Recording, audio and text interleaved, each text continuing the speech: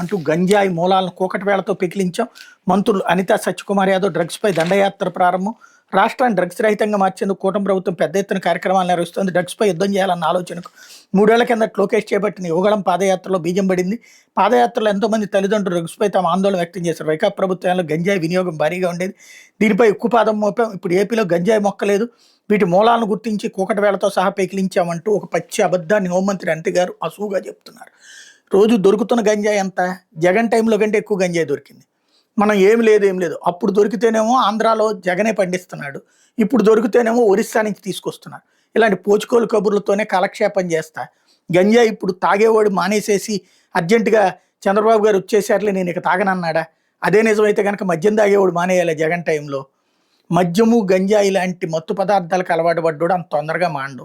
వాడికి అమ్మడానికి బోలెడు మార్గాలు ఉన్నాయి.